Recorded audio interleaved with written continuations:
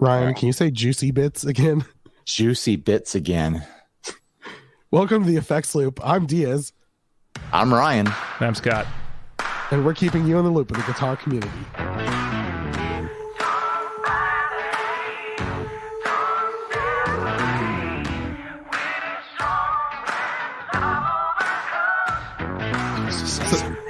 Well, no, we're quiet for the music. I mean, even though it really doesn't matter, but yeah. I usually cut this out. Yeah, so if you're listening, there's a voice on here because we always forget to do this. We've got our friend Ryan from 60 Cycle Hum. Hey, is it an enterprise now? it's an LLC, you know. Okay. Like, I feel like you're almost becoming the Empire in the Star Wars universe. Oh my gosh, yes. Oh, I've been evil for a long time, so it's finally nice to have enough, corporate structure below me to, really work on the Death Star that I've been working on in my mind, Could you guys just like next time just cover that hole so they can't shoot it? I mean, yeah, we can deal with it next week if price is no object, but I get some estimates. All big, government contracts, we went with the lowest bidder. It is what it is. It's only the size of a womp rat, Okay. And there's no womp rats in space, so what are we even worried about? Can we talk about womp rats are no bit larger than 2 meters? I'm 2 meters tall. That's a big rat. Giant rat. This guy's going around in some airplane shooting from the sky. Yeah. If you can't shoot a 2 meter object with your space fighter jet thing, what technology do you even have? They had guided missiles and everything. And then he put it up. He's like, no. Yeah, never mind. Use the force. I can hit this big thing. Well, not only is it 2 meters, I'll use the force to impress everyone with this. I hit this big thing with my laser guns. It has to reach the vent and then take a hook into the thing too. They don't talk about that. Backspin on it. Yeah. He's a trick shot champion. He used the force to put backspin on a laser blast. He used to hustle. He used to go down to Mos Eisley and hustle people. Yeah. So yeah, this is Ryan from 60 Cycle Hum. Yeah, they told me to talk about Star Wars going into it, so I'm just doing what they said. So sorry, everyone that doesn't care about Star Wars. If anyone's listened to the first few episodes, all the first 10 episodes are all Star Wars references. I think we made it to 6. Oh yeah. I don't know. Anywho. This episode is brought to you by our sponsor, Big Ear Pedals. Ryan likes Big Ear Pedals. I do. So we were talking about that. Anywho, so go check out bigearpedals.com. They just were running a special, which I'm sure is probably gonna be over they were doing $50 off any pedal. Yeah, that ended quick. Yeah. You find yourself a pedal that's worth $40 and they have to give you $10. So that they had the Black Betty and the White Betty on there and they were sold out. Yeah. I believe that's their lowest price pedal. I don't even know their prices. I'm assuming they're normal pedal prices. Yeah, they're 179-ish, 189. Yeah. Yeah, they float around there. Off is significant. That's not a joke. I think the L is 179, and you love your L, don't you? Oh, the L is really great. Yeah, the first time I played it, I was like, Grant, I want this. Give me this. That's usually on your board, isn't it? I rotate that sort of effect in and out pretty often. I'm not dedicated to one reverb pedal at all times, so it comes on and off my board. But I can definitely recommend it. I mean, but you're not really known for reverb or anything like that. No. It's I only if I'm feeling extra sassy will I play a reverb. I still remember whenever Ryan, we were in our little group that we don't talk about, and you were talking about chasing the drippy dragon. And I was like, yeah, I want what he's on, and then I was like, oh, never mind. Yeah. What is that a euphemism for? Is that? I don't know. It sounded good. Isn't chasing the dragon a heroin reference? Yeah. But what's the STD that gives you a drippy wiener? What's that? Is it chlamydia or is that gonorrhea? Is it syphilis? One of them gives you a drippy wiener. I don't remember which one. This is why you guys don't have me on the show normally. And we're batting 1,000 for having Ryan mention any form of genitalia while on. So thank you, Big Ear Pedals, for sponsoring this episode. Yeah, still sponsorship. You were still the sponsorship spot. Well, I mean, if we're gonna do what's new, it sounds like Ryan has something he needs to talk about. Oh my gosh!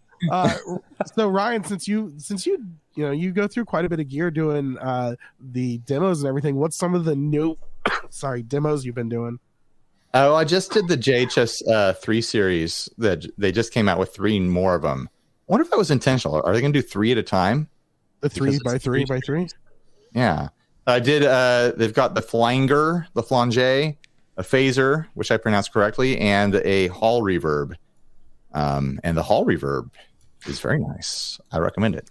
Yeah. It is like a mega ambient machine. It literally has pretty close. I mean, I can't say for certain because I haven't gotten to the end of it, but I'm going to say it's pretty close to having an infinite reverb trail.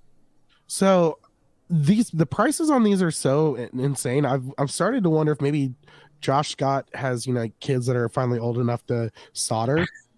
And he did that series of fuzzes where his family built them.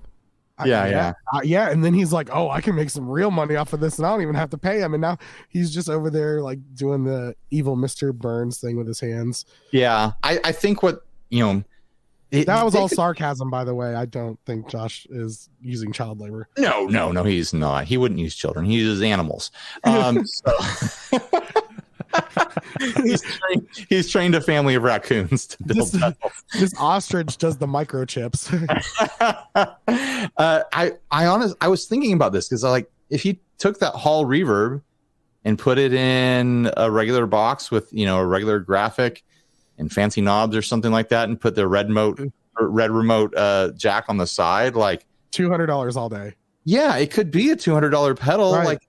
Like, it's like, how is that working? Like, I think they sell the 3 series in a level of bulk that they weren't fully expecting. So the profit margins can be lower, but also I think that they start off like not doing a ton of R&D. They're starting with classic circuits or like circuits that they've already worked on in the past and maybe shelved them or something. Yeah. So it's like the R&D is really low. They're putting everything in the same exact box, so they can probably order those boxes unprinted for super duper cheap because they're doing bulk on a level that they can't do with the other boxes. Like, I'm sure there's a lot of little things that add up to like, okay, we can just barely make a $99 pedal work profit margin wise versus our standard $200 pedals, Yeah, I mean, if you think of the economics on that, they need to turn a profit on $50. Right. They're wholesaling all this stuff. So totally. Yeah, the people don't realize the retailer can take up to half. Easily. And you lose money in shipping and everything else. And their profit margin is not 50% of the value of that. Right. Starting off, like they already probably only have, and then they've got an electric bill and like all this other stuff that they've got to. Yeah. It's daunting to think about like the size of a company you would need to be to make a $99 pedal that isn't, just a rebadged Chinese import and cut a profit off of it. Right. I wouldn't be surprised if they, if their profit was max like $10 a pedal or something like that. Yeah, that sounds about right. And I'm just guessing. I don't know for sure. I'm just waiting for somebody to, throw one of these in a big box and then say, look at this great thing I came up with. Oh, sure. Yeah. Oh my gosh. Freakish Blues it. Yeah. I've someone's going to steal this now that I'm saying it. I've had the idea of figuring out some simple mods for them and then coming up with a little modded by 60 cycle hum sticker. And it's like, now you've got a JHS pedal that's got a modded sticker on it. Or maybe JHS can do their own mods on their own pedals. What if you like do almost like nothing? Just you you change the knobs. Right. It's just like all aesthetic. Like I give it a paint job. Like you put white knobs on it or cream knobs or man. something. Just like something silly like that and just slap a sticker. Well, my thought with that hall reverb is it would be fun to do something similar to what I did with that TC Electronic Profit delay, where I put like a secondary switch on it, like a momentary switch to change the delay speed on it. Like the hall reverb would be really cool if I could, momentarily max out the reverb time. Right. And have it momentarily go to a full infinite reverb trail when I want it. Like that could be a bunch of fun. I have an expression pedal. Yeah, like an expression pedal would be fun too. But I haven't opened it up to see if there's any room in there. Like the circuit board could take up too much room to actually make. Well, if you have any questions, I'm pretty sure you know a guy who mods pedals for. I know. I know like a couple. A handful. I might know more than two. I don't know. It's possible. All right, Scott, what's new with you? It would be really hard for me to track anyone down who does that sort of thing. Jump on social media and like someone out there would be like, "Oh, I can do that." My gosh. Scott. Oh yeah, you asked me what was new with me. Well, I had a bit of an amp drama over the last 2 weeks, which. Yeah. Like a love triangle. Yeah. I've already had a love triangle issue with my amps, but so I've been tooling around with my Super Reverb again. I pulled it out of storage and been messing with it because I got a 2 Notes Captor. Captor X. 2, 3, 4, 5 weeks ago. I don't even remember. Nice. Which the Captor X is amazing. How good it sounds and how easy it is to use. It really is quite fantastic. I was looking at this a little while back because I've been looking for an attenuator. Yeah, I mean the basic Captor would be an attenuator for you. Right. The Captor X gives you that IR loader, so it would actually make you able to record really quietly and then actually get like a decent signal back for like when you're trying to record your demos or whatnot. But you need 2 of them. Yeah, that's the problem, isn't it? Yeah, you commit to a stereo rig and everything gets twice as expensive. Yeah, you need to get that sponsorship working for you, and then. Yeah. But in the process, I blew a fuse in my Super and went through the whole. All right, what can it be? And then took the whole amp apart, checked all the filter caps, changed the preamp, changed the power tubes, still shorted. Had to go to buy another fuse, and then want to swap in the rectifier tube, and now everything's working. So, you don't hear about people killing rectifier tubes a lot, but that's what I did. I guess it rectified the situation. Oh boy.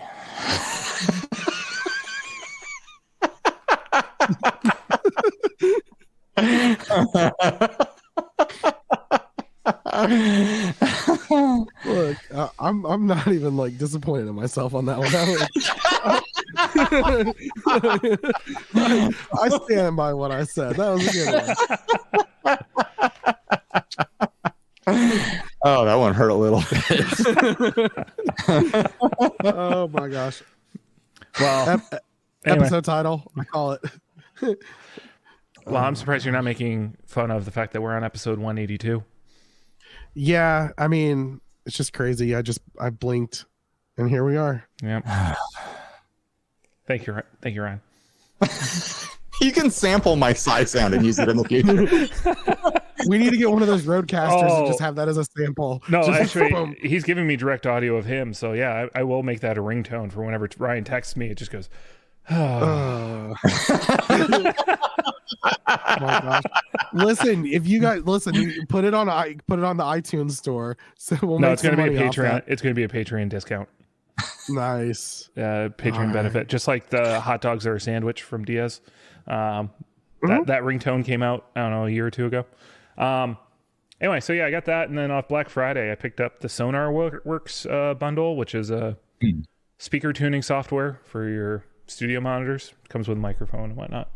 So now I have flat speakers and headphones. Nice. So, like you're someone who professionally has opinions in that direction. Do you think professionally that that's something you could recommend to your everyday user? I would also say most everyday users don't want flat sound. That's true. So I actually threw exciting spicy sound. I threw a mid hump. Yeah, I threw a custom EQ curve on mine that's like sort of what an ideal PA sounds like. Because usually an ideal PA has a bass bump around 100 hertz, and then it kind of starts tapering around like 4,000 hertz. That's your average PA speaker. I thought it was FRFR. Yeah, no such thing.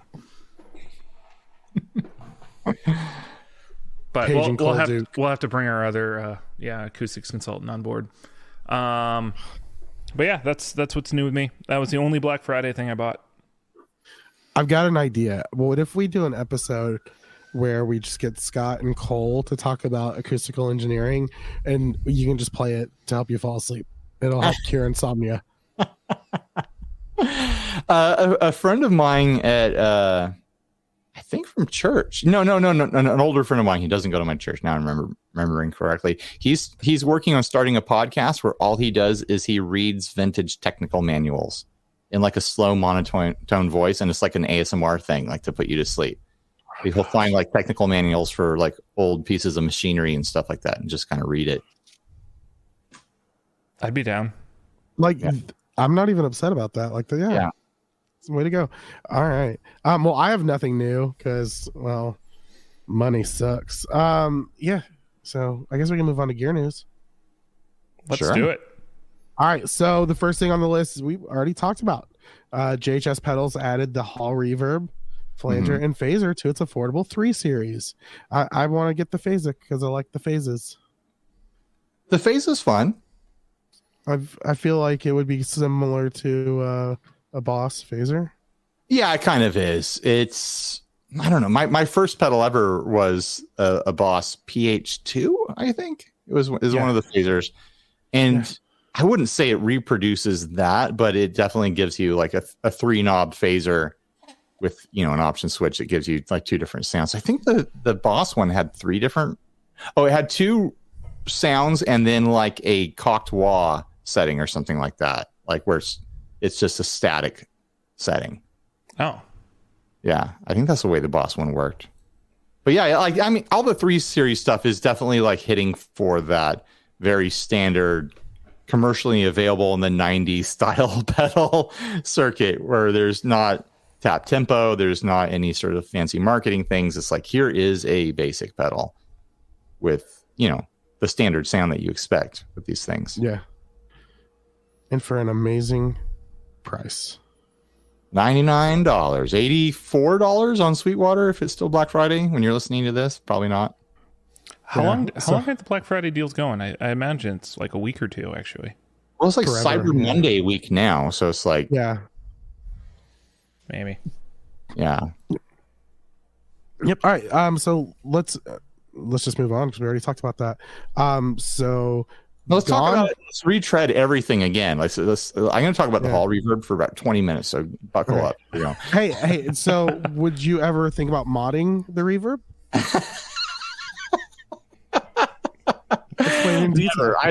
I'd never sully a circuit and go on there and try to do anything. There's no way.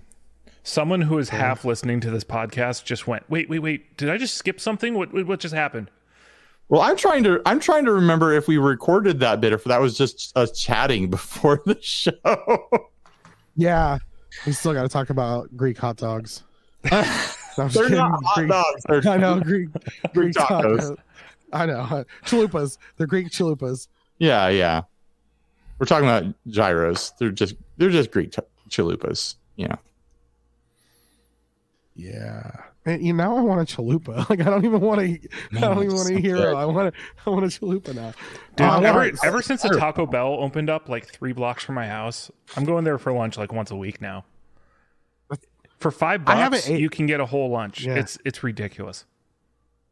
Yeah, I haven't ate out in quite a while, so it's been actually pretty good. Good for you. Yeah, good for you. Yeah. The last time I ate out was whenever I took my kids out to eat, and like, yeah. I mean, you know what? Actually, the problem is I found these like little chicken cordon bleu things at the local grocery store, and they're like 99 cents each. And I'm just those things are cheap. Awesome. Load up when those things go on sale. I bought a box of them, the whole box. I just took it off the shelf and took it up there. Oh yeah. I'll take all of them. And the girl looked at me weird. I was like, what? Like, yeah, and you can actually, most toaster ovens can cook those. You don't even need to heat up your whole oven. So how many of those do you eat a day? 2. All right. That's about 1.5 more than you probably should, but yeah. I used to eat the Marie Callender's chicken. How big do you think these things are? They're like... I'm more concerned about how much sodium's in them. Yeah, salt bomb. I drank a lot of water. It washes it out. Don't think that's how that works, but okay. Oh. Yeah, the salt doesn't count if you drink water. Well, I mean, if you think about it. I think long term it does work that way, but short term you're still putting a lot of salt in your body. It's still there for a little while. Well, you know what? Find something healthier that's 99 cents, and we'll be down. All right, let's stop. Did you know that you don't pee the water from what you drink? You pee water out of your blood. Yeah, because then your body. What? Yeah. You don't. Sounds right. Like you don't. You're not peeing water that you drank and it stayed in your stomach and went through your intestines. You're peeing water that's come out of your blood. So but how come whenever you drink more water and you're more hydrated, your pee is clear? Oh, it all goes into your blood. It goes into your blood first. So, so it's a fast process. Yeah. So here's how it works. You drink a bunch of water to flush all that salt out. Then all that water gets absorbed and takes all that salt into your blood. All that salt's in your blood, and then it all gets flushed down into your balls where the pee is stored, and then you pee it out. I don't think that last part's entirely accurate. Can you get prescribed medical marijuana? Can you get prescribed medical marijuana because of this condition? It depends. Do you have IBS? I do. You have the right kind of IBS? I don't. No, you can't get it. Okay. Sorry. Damn it. No one's gonna have any idea what we're talking about, right? It's fine. They're used to it. Honestly, everyone's just gonna listen to this episode because they know you're on, and it's no. I mean, it's being ridiculous. You guys are overestimating my. Our most downloaded episode was when Steve came on last week, and that was a complete gong show. So, let me know if I surpass Steve in ridiculousness. Have we talked about how we now have like 20 listeners from Serbia? Oh yeah, dude, we're kicking ass in Serbia. Yeah, I thought you were going to say total. Yeah. Oh my god. We have dozens of listeners, Ryan. Dozens. And most of them are in Serbia. Okay. Yeah. It's like when kids join onto like video games to chat with each other instead of playing. Like there's a community of people out there that are using like the comment section of your episodes to chat with each other. That's where most of your plays are. Oh my gosh, it's just a Serbian chat room. That is interesting though. That's a lot of people in Serbia.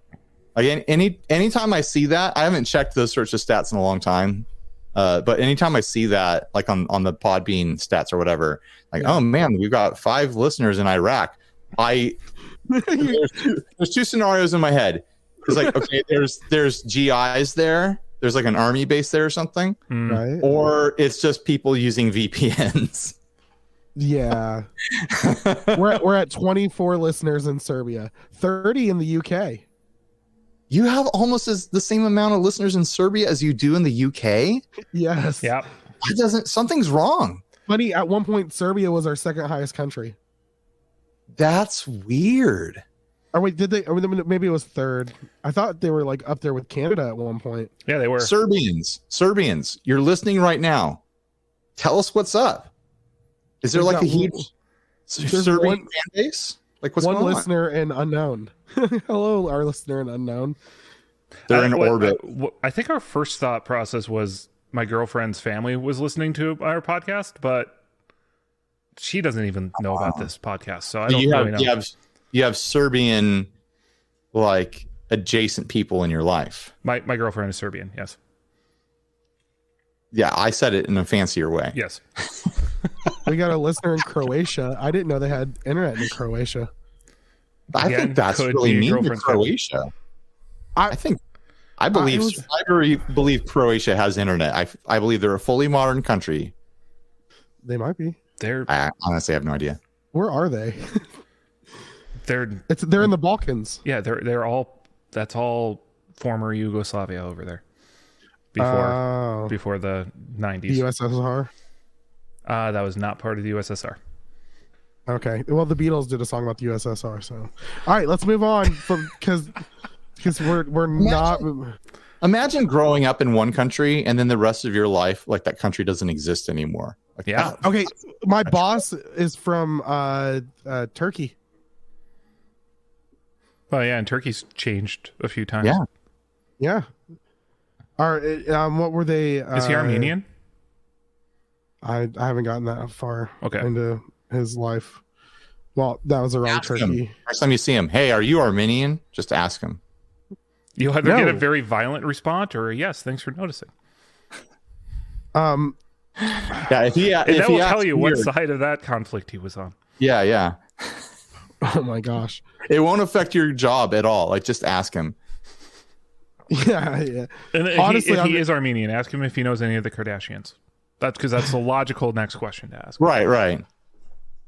You guys really want me to get fired, don't you? Kind of. Yeah. If he's like, yes, I am. Like, and then just be like, oh yeah, like the Kardashians. He'll love it. He'll love it if you do that. Like, people love those sorts of associations. Mm-hmm. Gone Fishing Effects has come out with version 2.0 of Simon Neil and of the Simon Neil pedal Boom Blast. I don't know if I said that right. If it's Boom Blast or Boom Blast. Boom / blast. Okay. Do you say the slash? I think it's required. Because it's not a boom blast. Like, what there's if clearly Slash signed his name with just a slash? Like a backslash? Yeah, just a he wanted to do the Prince thing, like, yeah. I'm a symbol now. I'm actually a key on your keyboard. Every time. Artist formerly known as semicolon. If you, we're not going to talk about your IBS anymore.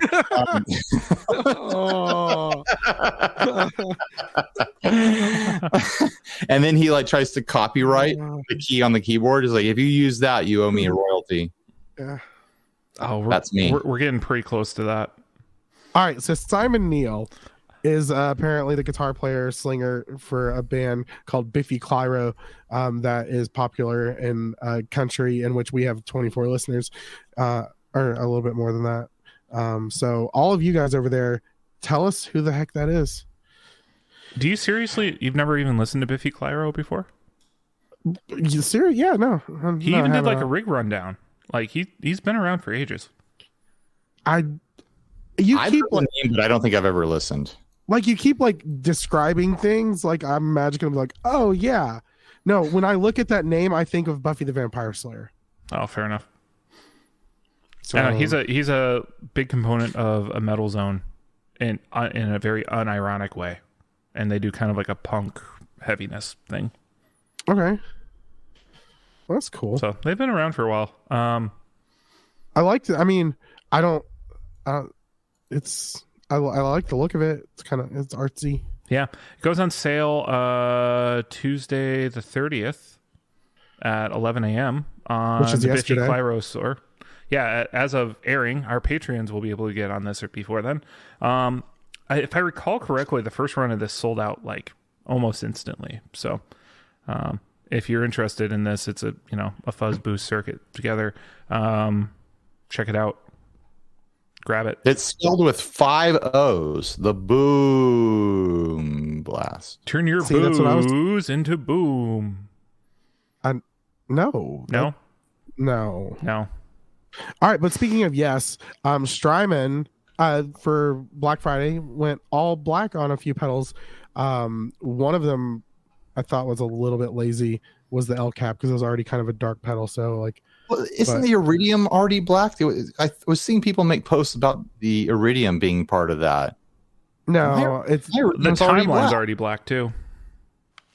No, well that was, I mean, that goes along with the L cap where it's just a dark color. The timeline is not black. Like, it's not. No, it's like a grayish color. I do like the black Big Sky though. Did they just release a black version of it then in this run? Of what? Because I'm looking at well, I guess you would argue it's light black, but I'm looking at an all black timeline. I don't think you are. Is this a Marvel movie now? Like, I'm looking at an all black timeline. Like, is this like a Wakanda thing? Like, what are you? That's like Community, where they had the darkest timeline, and then there's the all black timeline. Right. Anyway, I think this is interesting. I think there's a certain person who wants an all one color pedal board that will jump all over this. I'm glad they didn't go with black lettering on black, because those are impossible to see when you're on stage trying to adjust things. Yeah. And I made that mistake a few times when, was it 2-3 years ago, blackout pedals were all the rage and people were buying them. So I still kind of want one of those black DS1s. I never used a DS1, but you have to admit, those are kind of cool looking. Yeah, but I would get it, and I would definitely change the guts for an older one. Oh, sure. So that it could be modded. I wonder if you could easily change the guts. I figure. I mean, it's the same case. Yeah, you should be able to just swap the guts, no problem. Yeah, just remove the nuts, swap the guts. That's how it kind of everything's all right. Anywho, right now. All right, everything's making me giggle. Anyway, speaking of alternate colorways for Black Friday, Walrus did their entire pedal line featuring national parks. Yeah, and I love this.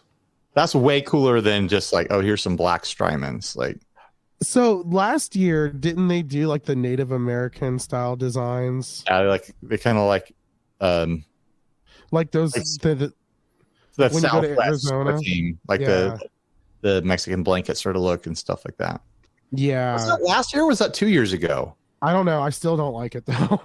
I just didn't. I did not. It was one of the ones that I did not like. This is very interesting because have you ever seen a company do something like this? Like something in a sense of like, I don't know how to like describe it. What do you mean? Like they do special edition art every year.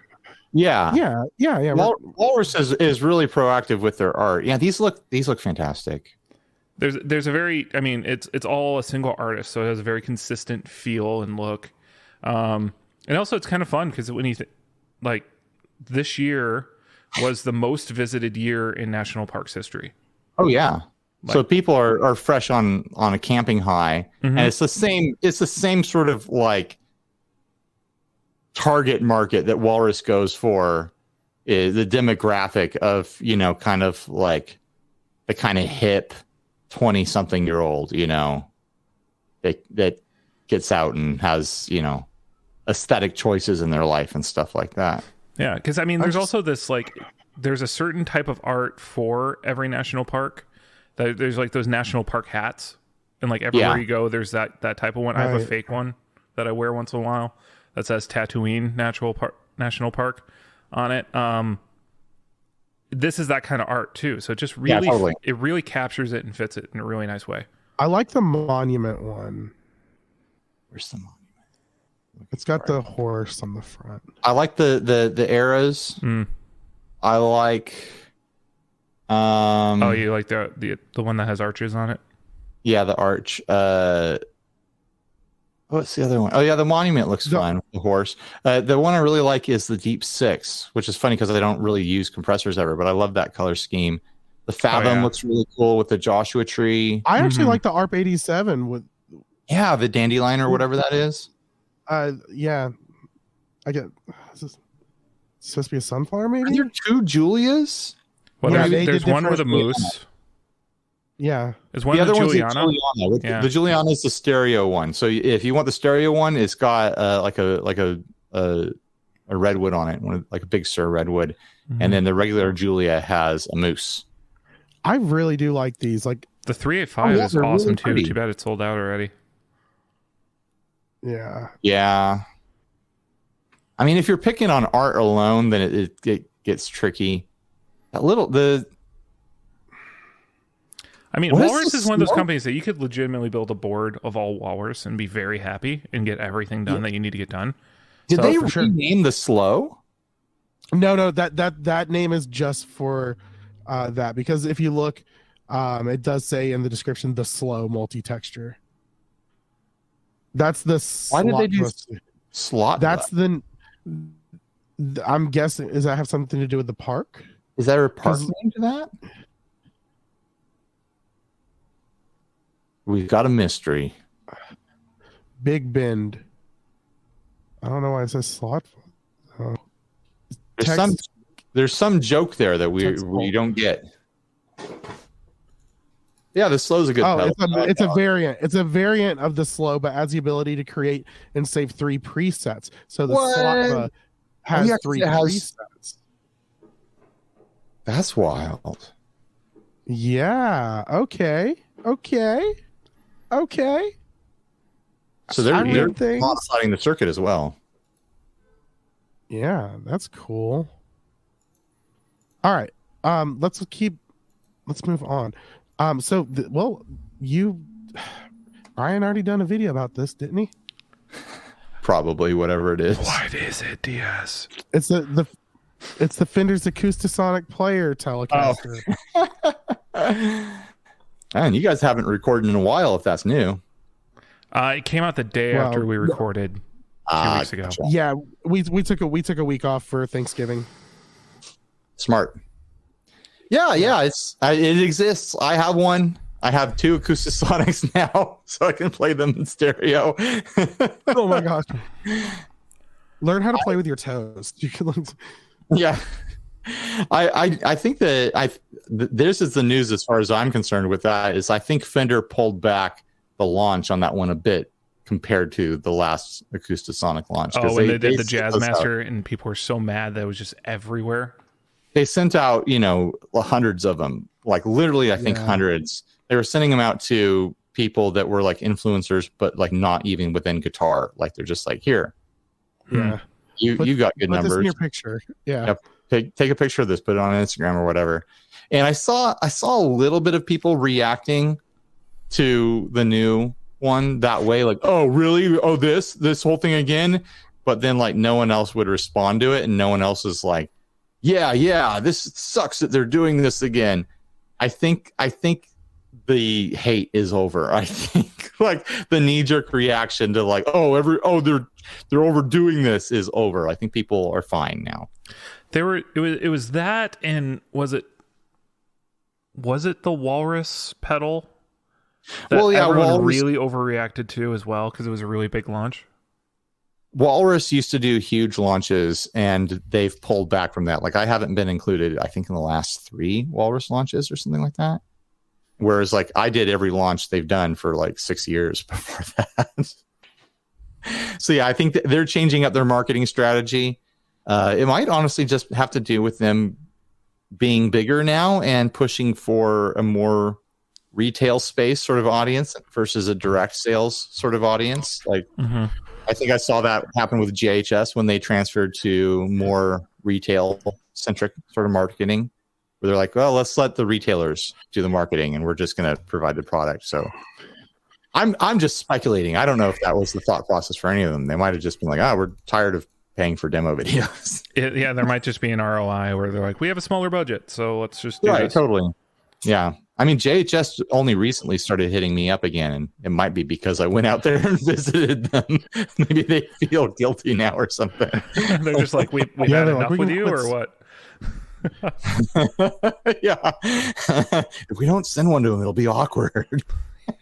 Yeah. I know a lot of people were like, oh, this thing, is an absolute failure. And I would actually say, I think this is like one of the most successful Fender launches in recent memory. I mean, I've talked to a couple different retailers that I had contact with, and I was like, hey, how do these sell? How does the Acoustasonic sell? I asked them when Fender told me they were going to send me the new one. And all the retailers were like, oh, they sell just fine. None of them were like, we can't believe it. It blows out the doors. But they were all like, yeah, they sell fine. Like, people buy these. But if you read the comment section on the internet, then people are like, these are sitting on store shelves and no one's buying them, and they're just, you know, like, why are they doing this to us? Like, everyone acts like they're being attacked by these guitars. Oh, yeah. So the only reason why like I'd have any, I think the hardest part with them on this guitar was the fact that they've done these before, right? And they were horrible. Well, and there was the ones. What was the Kramer version that was just an absolute pile. Well, even I remember being in high school going to Sam Ash and playing one of the teleacoustics, and it was just the most god awful, like frustrating to play. And those did sit on the shelves, and I feel like a lot of these people are projecting that onto these and not giving this run a fair chance. And Fender has shown that they can improve. Just like look at the Fender Mexican series from the late 90s, early 2000s, compared to now. A lot of people are still, even though they're almost half price now, they're down from $1,900 down to $1,100, I think, or $1,200. Mm-hmm. There's something like $700 or $800 cheaper than the USA made ones. And when I covered the USA made Jazzmaster, people were like, oh man, if it was half price. And now that it's half price, people are like, oh man, if it was half price. If it was $500, then I would buy it. Okay, I have a feeling if there was a $500 version, you'd say if it was $250, then I would buy it. You know, like this. So now we need a Squire version of this. Is that what it is? I can't imagine a Squire version existing that isn't a complete redesign of it. That would be like a throwback to that 90s the trashy one. Yeah, the Ovation plastic backed style one with the terrible neck. Like the electronics are really what makes this thing. Yeah, but what was shocking to me is that the body and the neck, the fretwork, like the full feel and appearance of the guitar is pretty much exactly the same as the USA made one. Right. They didn't sacrifice anything in that direction. And what they did is they pulled back, you know, the abilities of the electronics. Right. And then they changed out anodized metal backplates for plastic. They gave it a battery clip. And really all they did is they pulled out how many? They pulled out 4 modeling options off the Switch versus the American versions. So you went from having 10 options down to 6. Oh gosh. I know. It's a tragedy. How horrible. Yeah. It's the thing to me that I miss going from the American to the Mexican one is that they took out the body sensor that you could do like tapping stuff with. I don't do tapping stuff, but like I think that's a big feature for a lot of acoustic players, especially a lot of acoustic players that play with an electric style and are using loopers and stuff like that. Like they want that to be there. So I feel like that was a big misstep on their part as far as the Mexican version. Also, it sounded really good. I really liked the sound of the body sensor setting on the Jazzmaster. Yeah, I mean that's pretty crazy. Speaking of things that are kind of crazy, Epiphone has the Billy Joe Armstrong Les Paul Jr. out, and the price on this is pretty insane. How much? So it's like $550 for this model versus, which is a step up from like the $400 that the regular one goes for. But compare this to, gosh, how much was the full-fledged Gibson? Oh, like 1800. 1800, something up there. So that's the right price for a Green Day guitar. Like, like it's when like Blink 182. I mean, this is the 182nd episode, so this is when Blink 182 when they came out with that signature Gibson for them, and it's all expensive and stuff like that. That's not punk. Right. That's not the audience of one of these pop punk bands. Like that is the correct price and the correct model for Green Day. It just is. Right. Well, even though Green Day kind of, they've stayed pretty much pop punk. I mean, Blink-182's moved into some not pop punk territory, in my opinion. I wouldn't know. I stopped listening to. Yeah, I haven't listened to stuff. I haven't listened to Blink 182 since probably the early 2000s or something. I haven't listened to them in like probably about a week. And I never listened to them intentionally. I want to be clear. I never chose to listen to them, but they were all over the radio for. It's San Diego. So is there any escaping them? I mean, I got burned out on Blink 182 really fast around here. But like Green Day, like I learned how to play guitar listening to Green Day. Like that's just the reality. Like, oh, here's a song with 4 power chords. Right. Now I know how to play guitar. Like I can thank Green Day for that. So yeah, and everyone learned Basket Case, like because it was just moving down the neck. Yep. I mean, you're absolutely right. Like punk guys are the right guys to sell entry level guitars. And this is it an Epiphone? This is an Epiphone. Yeah. Yep. So this gets the kid wants to learn accessible music, accessible guitar. Right. It's the right mix of all that together. It's actually why, like, way back when, if you remember, Squire tried to do an Avril Lavigne.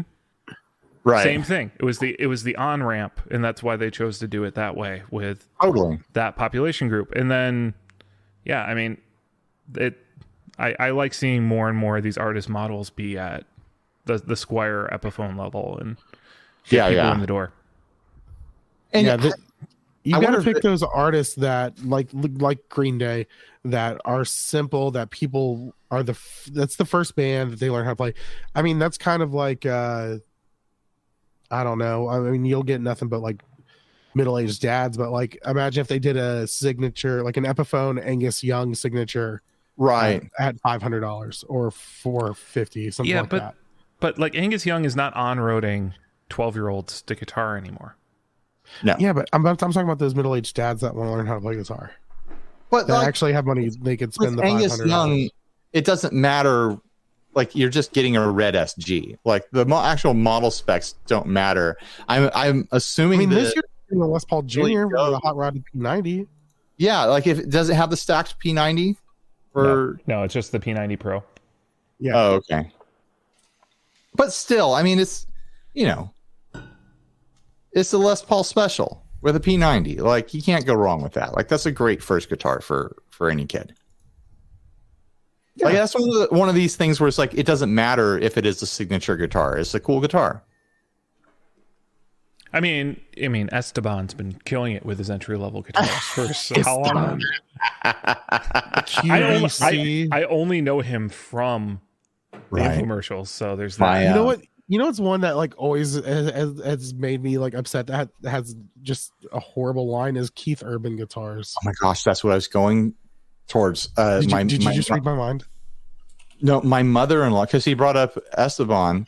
My mother-in-law is one of the few people left in the world who watches QVC or whatever.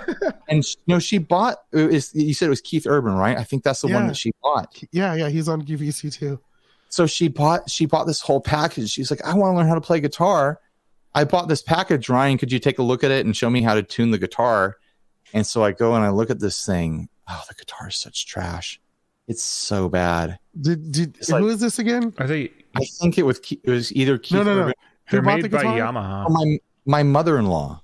Does she not like ever watch a YouTube video and see you've got like 100 on your wall? No, it was like a retail therapy thing where she wanted to buy something off of QVC. It didn't really happen. She doesn't really want to learn how to play guitar. Ryan, listen, this is what you do. You're going to record a video of you like you're on QVC and just sell her one of your guitars. And that's right. Of a guitar. Well, like it's this trash guitar, but then it comes with this like literal like CD like envelope thing that you used to keep, like a trapper keeper full of CDs or DVDs that you used to keep all your CDs in the 90s sort of thing. But like dozens of DVDs, like trying to teach you how to play guitar from like Keith Urban or Toby Keith or one of the Keiths.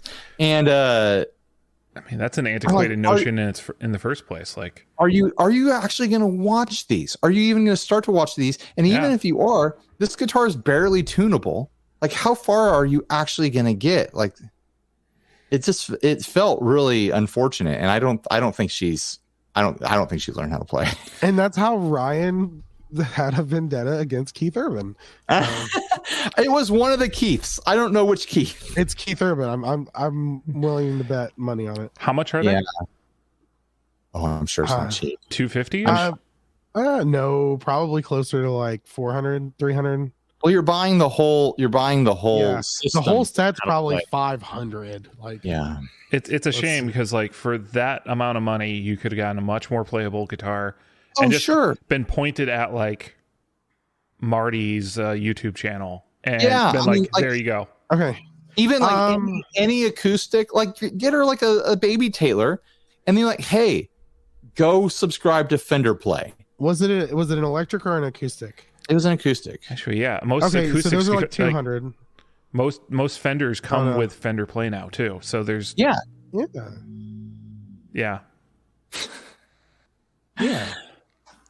All right. A 250 you could have gotten a Squire Strat Pack and tossed the amp away after 2 days. Right. Freaking Keith Urban. All right, so Gretsch's refreshed Players Edition Hollow Body Electrics pack an updated FT67 Filtertrons. All right, so Gretsch has more guitars that look the same. That's pretty much what I see. I have such a hard time keeping up with Gretsch's lines. Just partly it's the name and number system. There's either a Falcon, a Penguin, or like an Electromatic. Like, I mean, these are the 6000 series, so these are the nice ones. Yeah. So they got new pickups. Yeah, it's one of those things where the big Gretsch fans will debate every little detail, and everyone else is like, it kind of looks the same. I don't know. No, you don't understand. Freaking Chet Atkins one time sneezed in the same room that these pickups were designed in. Like I've seen people like in forums and stuff like, oh, you don't want to get that one. It was made during the wrong time. Like, 84 through 86. No way. Don't even bother. And I was like, I'm making those numbers up, but it's like that. It's that vibe of like, okay, I just want to play a guitar. I'm not ready to like read all of Wikipedia. Gretsch, it's funny because I associate that vibe with Gibson owners. Oh, like, totally. It's Gibson Les Paul guys. Like that's the vibe. The 80s Les Pauls were not good. Maybe because I skipped the whole play anything older than a 56. Like listen, 79 or before, man. That's it. and because like I skipped a lot of the internet forum era, and I just kind of came in the Facebook era of guitar groups. Now, I associate Gretsch's with praise and worship kids who can't have a lot more money than they have skills. I associate Gretsch's with like some old guy with like thin rim glasses, like wire rim glasses, like just kind of playing little like rockabilly stuff. Yeah, like, I felt like the Brian Setzer association. Kind of. I like there's a or little the bit Chet Brian Atkins Setzer style playing and all that. Did I make Diaz angry? I don't know. It's an awkward pause, and I was like, I'm going to milk this. I'm going to just let it sit. I think we lost him for a second. Watch, he'll come in like mid-sentence now at the end of his rant. How dare you say anything about Brian Setzer? You know I don't want to talk about Brian Setzer. All right, so the last thing. Gibson gets Evil with the Dark Edition, SG Standard, and Les Paul Studio. These are sinister looking versions of the Studios, featuring some alternate electronics, black hardware, unique inlays, and special logos on Richlight fingerboards. The Richlight part is cool. So it's interesting to see Gibson try to bring Richlight back, because they did, and everyone got all mad at them. Well, they can't do anything without people getting mad at them. Like, fair that's enough. Just reality. Fair enough. And these are both coming in at about $1,600, which is about right on for those price points for those guitars. Yeah, not bad. I mean, I don't throw $1,600 around on guitars ever, but I want to trash on this because, oh, cool, another red and black SG, but it does look pretty sharp with a darker look on the hardware. Like, it works. I think this red works. It's a little more like blood red. It's not quite the cherry heritage, whatever. Sure.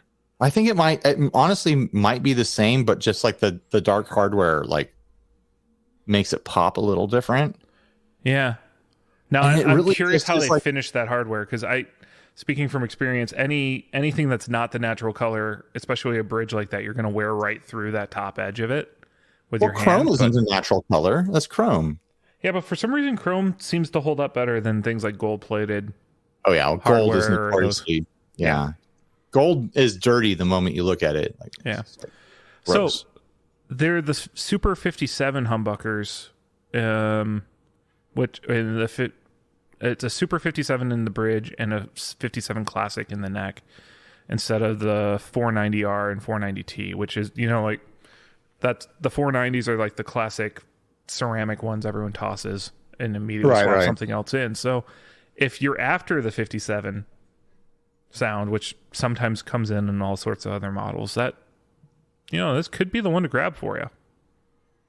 Yeah, I mean they're dark and sinister looking, but at the same time they're like passable as a normal guitar. Like I don't want these for me, but I can totally see these selling just fine. Yeah, like this is what people like. Like remember in the 90s or early 2000s, whenever it was, they had the Goth SGs. They had the Gothics. Gothics, that was the word. They had an Edgar Allan Poe inlay on some SG back then. Like he licensed Edgar Allan Poe's likeness from his estate or whatever and put it on a guitar. I just crack up at that a little bit. Interesting. I love Guitar.com articles because you scroll down and it turns into a regular like clickbait website. Like there's an article here about Sofia Vergara without makeup. I wouldn't know because I use an ad blocker. And looks like a model. Amazon has millions of Prime subscribers, but few know about ... Remember this one? Remember that girl from NCIS? You won't believe what she looks like now. Guitar.com, what are you doing? That's some ad service. Like everyone has it. I hate when news sites have that at the bottom too. Like CNN had those ads for a while.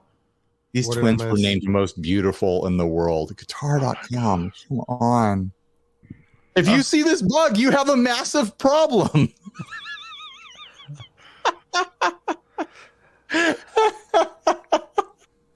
This shouldn't be so funny to me. And now there's two guitar articles after a big block of ads. Meet the millennial who owns some of the world's rarest guitars. And then it goes back to clickbait stuff. It's so weird. Gotta love it. I mean, it goes on forever. Like these ads just go and go and go. Like they're doing a website thing, like trying to earn click bucks or something like that. Yep. All right. So what are we talking about now that I'm back? So we're actually moving on now to Mono came out with a new version of the M80 Vertigo Ultra case. Who wants to guess what the new feature is? Another zipper. Nope. Does it have a bottle opener? Nope. Oh, I've been waiting for that bottle opener on a case. Actually, that would be a really good feature to add. I could read it. But... Is it bulletproof or something? Kevlar? I don't know. Ooh, I know the answer. I read. It's wheels. It's got wheels? They added wheels to a gig bag. Yeah. So now, this is really convenient for the people who, are longtime Healy users. Now you've got Heelys. Holy shit. Listen, Ryan, I'm being 100% dead serious right now. If you do not reach out to Mono and have them pay you to do a review where you use fucking Heelys and you were trying to convince me to kill myself because I will die if I try to use Heelys. I believe in you, Ryan. I believe in you so hard right now. I am not going to learn Heelys at this point in my life. And then I'd have to buy Heelys. How long have I been a supporter of your podcast? Oh my gosh. It's been a while since you supported his podcast, yes. That's true. I support them emotionally. How long have you been? Well, let me check the books. Well, fuck. That's when I 15 in 2016, you supported me just fine. And then what happened? I started a podcast. I feel bad. I've never personally financially supported anyone else's podcast, even though they've been financial supporters of mine. That's because you're on the top of the food chain. You're on the top of the you're at the top of the pyramid, dude. You got to understand that you MLM'd and didn't even realize. No, here's what it is. Steve does all that. Steve contributes to other people's podcasts because he's got a real job. This is my job, and I've got to pinch every penny to make that would be some type of like screwed up podcast tithing. You have to put 10% back into other podcasts. And that's what Philip Carter gives away part of his Patreon to charities. So you got that. He makes us all look bad. Damn. Yeah. I know. He's an angel. Listen, in all fairness, the Patreons and all the supporters of the Inner Circle have bought me food before. Actually, a couple times. So that's cool. Scott, didn't they buy your food at one point? No. Don't worry, we'll get you fed someday. I've picked up a meal for you guys. Yeah, you did. Yeah. Thanks, dude. Anyway. So it's just us circle jerking. I can't remember specifics, but I know I've contributed in ways during NAM houses and stuff like that. I just can't remember what. Yeah, it's fine.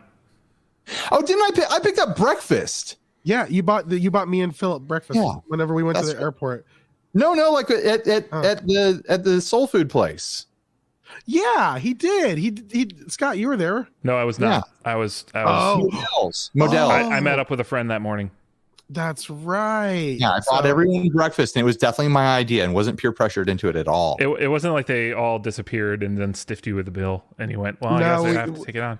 No, we sat there and we asked. I came out of the bathroom, and they were all running out the front door. We asked the waiter, "Hey, don't you think the guy with the biggest podcast should have to pay for this?" And he was like, "Yeah, fuck that guy." And we all just looked at Ryan, and he pulled out the card. Anyone who knows anything about podcasts should be like, "You guys can't afford to eat. You need to do all that." Okay, first off, just judging by the athletic level in that entire group, Ryan, you could have ran for it, and you would have beat everybody else. Oh my gosh! You don't have to be fast. You just have to be faster than everybody else at that table.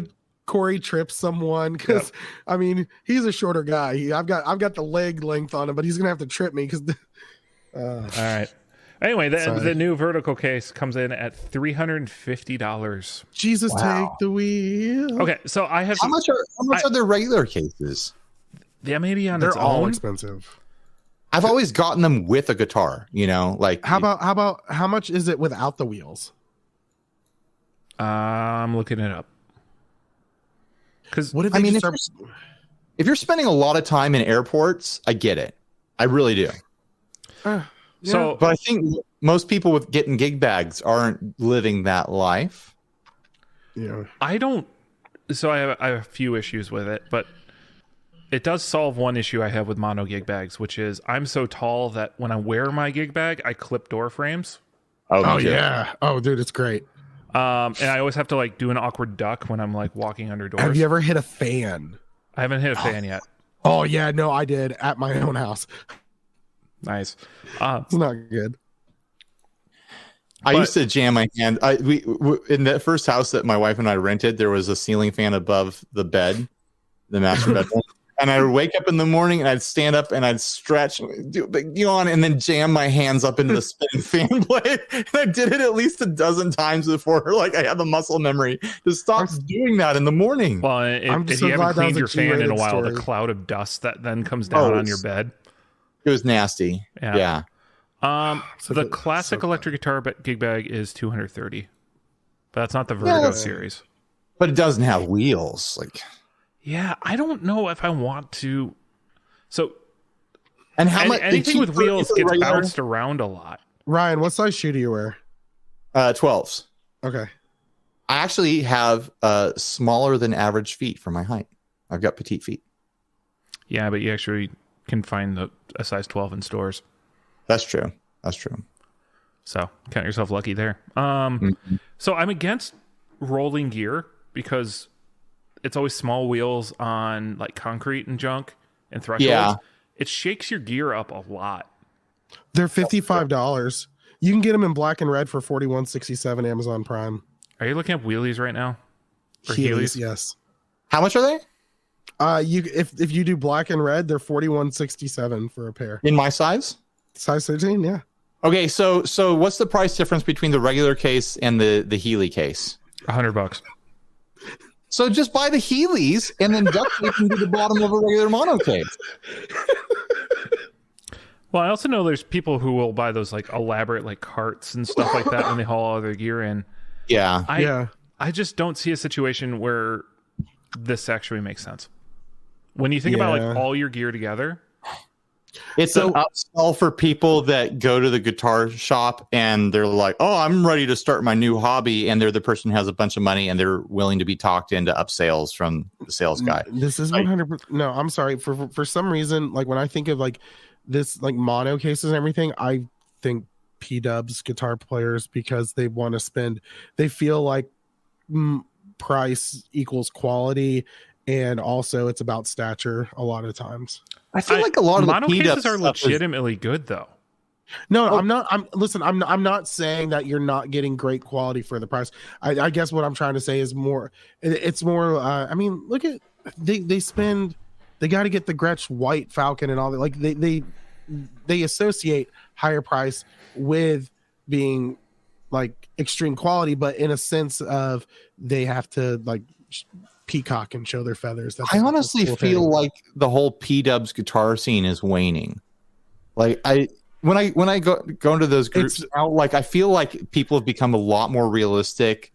They've pulled back a lot. They still have, some nice stuff, but for a while there, like especially years back, like the whole Gretsch and Veritas thing and the whole like kind of like high-end boutique guitars that everyone was flexing and stuff like that, and the whole like, oh, I've got I've got redundant Strymons on my board. I need 2 timelines and stuff like that, and all the big MIDI switchers and all that. I feel like that has pulled back. How cool? I think the Helix and all that kind of stuff has definitely kind of made. Yeah. Quick question, guys. If you went to Burger King and the manager just fucking Heeled across the store, what would you do?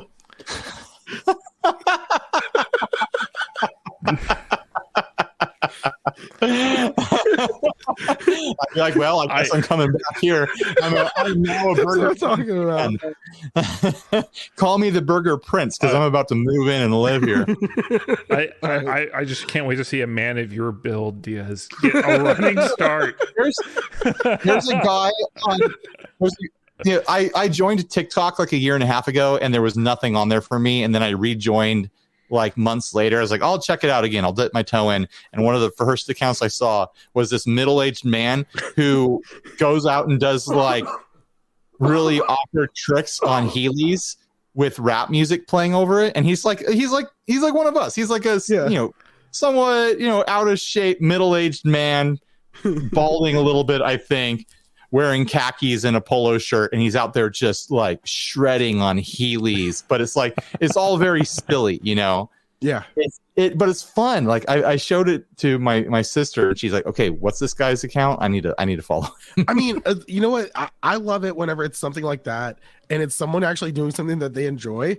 Like, right, homeboy just enjoys riding his Heelys to some good music, Like, yeah. Do you do you? Yeah. I mean, he looks like he's having a great time. People love watching it. Yeah. He's the age, like he's probably younger than me, but he's the age where he was probably rocking the Heelys as a kid, like as a young teen or something like that. Yeah. He's been doing this for a while now. Yeah. Yeah. All right. So let's hit our topic because we've been on this episode for a little bit. 70 minutes. How long? 70 minutes. Oh my gosh. All right. So we're going to hit this really quick because so Reverb announced that the PRS Silver Sky outsold all U.S. made Fender Stratocasters on Reverb across 2021. Is that volume of units or is that money? That's my question. It actually is all Fender electric guitars, American-made No. electric guitars. Yeah. Okay. It outsold all Fender made in America guitars. Any model. Any model. Not all of them together. Okay, not all of them together. Okay. Yeah. See, that's the whole thing. That's my question with this is the wording. So like Ryan said, are we talking about units? Are we talking about dollars? Did you read the article? I did. Where does it say it? What does it say? All rankings are determined by total order count. And that is the actual number of items sold, not the total price of sold items. Okay. So it is quantity. Here's my question. Is that because Reverb has, it has retailers on there, but resale is kind of their bread and butter. Is that people buying them and then reselling them? Like, because that could. So here's the thing. You've got to take into fact, if you walk into your local guitar store, mom and pops, Guitar Center, Sam Ash, Mars Music, if you've got the last one, in Bend, Oregon, like Blockbuster, you've got Fender everywhere. Right. PRS Silver Skies, not so much. So maybe it's a thing where it's like you kind of have to buy them online. Because with Fender guitars, you're like, well, if I'm going to buy a guitar that's $1,700, I'm going to go kick the tires and buy it in person in a local store. I mean, it depends on the store. Part of the other factor is like this has been a boom last 2 years for Paul Ricci. So hold on. They have exploded in popularity. So, are they talking about how many different models of Silver Sky are there? There's one model of Silver Sky. Okay, but then they came out with new colors. Is the thing? Okay. Well, so there's a rosewood and a maple, thing, but I think they both count. But at the same time, they're not differentiating the Stratocaster between the maple and. But what about made in Mexico versus? Or so it's they US, are all separating made in Mexico. Okay. They're not saying also, here's another thing to consider. It's a monolithic model. Are they comparing it to all USA made Fender Strats, or is it like Fender just model number and Pro 2s? It's American Pro 2. So they're comparing it to all American Pro 2s, but that's not all American Stratocasters. Right. Correct. So there's a lot of other models that people can buy from Fender that are USA made. These numbers sound squirrely to me. Like there's some detail that's getting lost. Well, so it's a fucking conspiracy. If you look at the where's my aluminum foil? DS Breathe. Okay, sorry. If you go to the list, it is American Player Telecaster is number 1, most quantity sold. Fender Player Stratocaster is number 2. Number 3 is the John Mayer Stratocaster. So John Mayer Silver Sky. The 4th is the Squier Affinity Telecaster. The 5th is American Pro 2 Strat. So it's outselling the Ampros. Yeah. It's not selling out all American Strats. Yeah, not all American Strats combined, just the Ampro 2. All right, maybe this is just tacky writing. But there's other American Strat models that are outselling the Silver Sky. Right. Yeah. Yeah, this is a little bit misleading. 100% misleading. It is, but this is a huge subversion of the market. Sure. Well, and I want to say that the PRS Silver Skies are really great. Like the ones that every time I've played one, I've been like, this is a great guitar. Like it feels great, and I don't hate any part of this. The only thing about it that I don't like from a personal standpoint is I don't like the little PRS cut out of the lower horn. I think it's not attractive to me visually, but it feels great. They sound great. I really love the custom hardware on them and stuff. But that is very interesting that they're so popular. Yeah, I mean, I can see it. Also, I feel like there's so many Silver Skies that were resold, especially whenever it came out with the limited edition color. Sure. That was 1,000. 1,000 of them. Yep. Yeah, but there's so many resold. I'm just saying, I don't know. Well, here's what you guys can do. Listen, I have to admit, when they came out with the different colors, and I saw there was a gold one, I hit up my PRS contact and I was like, "Can I has?" And I could not has. So you could not has. All right. Well, here's what you can do though. You can go to our Facebook group and you can continue this discussion. You can tell us how you feel about this and John Myers and all that. You can go to theeffectsloop.com. It's got a link to all of that, our Instagram, our YouTube. We don't have cool videos like some people do. And speaking of some people, thank you, Ryan from 60 Cycle Hum, of course, Enterprise, for joining us on this episode. The 60 Cycle Hum Corp. Yeah, 60. Oh my gosh. You just a van pulls up, Steve's driving, Ryan just hops out, grabs you, throws you in. Keep the secrets. Big RoboCop vibes. How do you think we got in the inner circle? Hum Corporation. Yeah. How do you think we got in the inner circle? Ryan snagged us up. Right. And then also big shout out to our patrons. Yes. If you want to be a Patreon supporter, go to patreon.com/theeffectsloop. It's makes us feel good. It lets us do fun stuff, like whenever we go to Summer NAMM, which they're screwing up this year. And sorry, that was my little stance on that. I didn't know we were going to get political talking about seasons and NAMM. Seasons and NAMM. All right, and also big shout out Big Ear Pedals for sponsoring this episode. Go to bigearpedals.com, buy a pedal. Awesome people, awesome pedals. And I think that's it. Did I cover everything, Scott? Huh? Yeah, he's not listening. All right, so we did good. All right, guys. Well, thanks for joining us once again for the Effects Loop. I'm Diaz. I'm Ryan. I'm Scott. And we'll see you guys next week. Bye. Bye.